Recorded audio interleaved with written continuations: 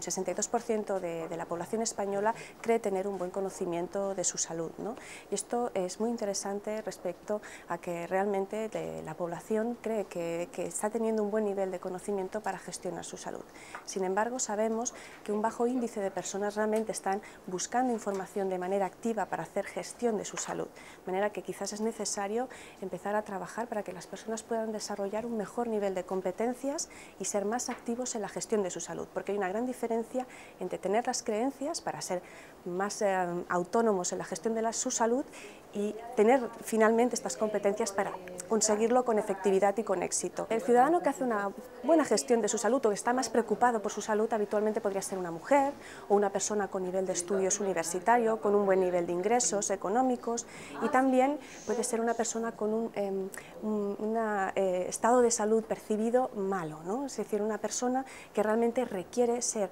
activo en la búsqueda de información para tener una buena gestión de su salud. Es fundamental tener un buen nivel de conocimiento de una enfermedad, por ejemplo, para conocer los síntomas o cómo manejar estos síntomas con un tratamiento, y también para poder tener quizás un mayor conocimiento para enfrentar situaciones que se dan durante la enfermedad, pero también es necesario otro tipo de competencias, quizás las que están más relacionadas con la participación, porque sin ese nivel de participación o de autonomía, las personas no se ven capacitadas para tomar decisiones activamente por lo que se refiere a la gestión de su salud. Las personas con una mala percepción de su estado de salud consideran que esa atención que reciben del profesional sanitario no es tan buena. Sin embargo, a mejor percepción de salud, las personas mejor consideran que es esa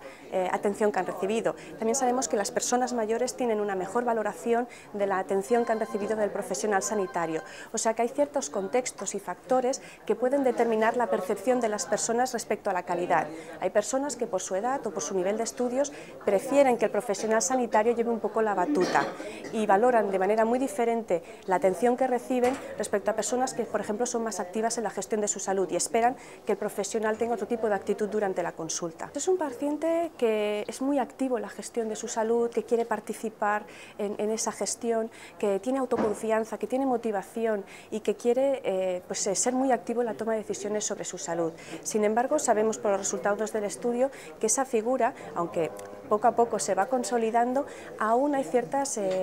carencias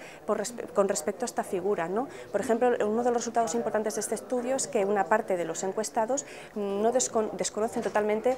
las cartas de derechos y deberes de los pacientes, o no saben lo que es un documento de voluntades anticipadas. Sabemos por los resultados del estudio que aún una parte de la población española no la valora como una buena fuente de información en salud. Curiosamente, a mí me ha parecido especialmente interesante, la población más joven son los que valoran en menor medida la calidad de esa información, de esa fuente de información de Internet, cosa que es bastante interesante, ¿no? Y hay otro dato, yo creo que también muy interesante, y es que hay una gran proporción de la población española que desconoce la fuente de información de Internet como fuente de información, o sea, que cuando les preguntamos directamente cómo valoraban esa fuente, no sabían valorarlo. ¿Esto qué nos pone en la pista? Pues que probablemente existe aún la brecha digital a nivel del uso de las tecnologías de la información como Internet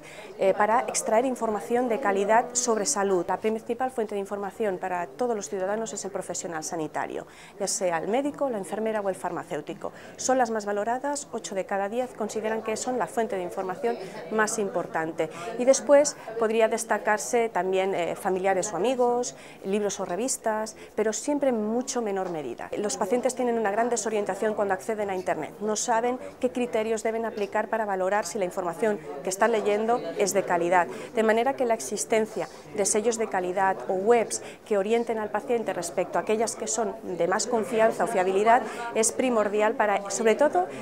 lograr una mejor orientación del paciente y que no consulten información que podría llegar a ser perjudicial para su salud. De 1 a 10 yo creo que podríamos dar sobre un 6 aproximadamente, moderado. Podemos decir que se ha mejorado por estudios cualitativos que habíamos hemos realizado en el pasado,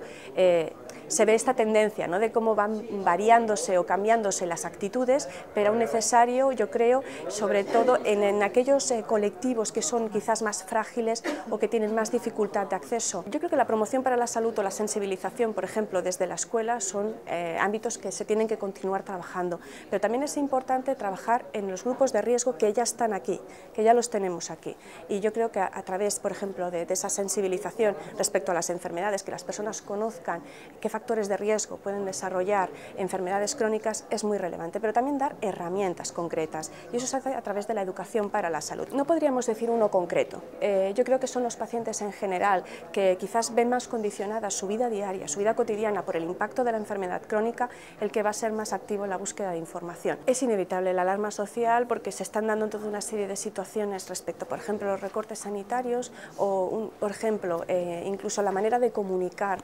ciertas situaciones sanitarias, por ejemplo, poniendo el caso, por ejemplo, de la gripe A, que a veces el exceso de información también puede ser contraproducente. Entonces, yo creo que lo importante en estos casos es siempre dar la información justa y medida para todos los colectivos. Yo creo que es una labor la que hacen fundamental, sobre todo a nivel de divulgación de las enfermedades y de ciertas situaciones y aspectos que se dan respecto a la enfermedad crónica. Y además sabemos por otros estudios que hemos desarrollado, por ejemplo en el año 2006, un estudio sobre confianza, que la población española tiene una buena confianza en los medios de comunicación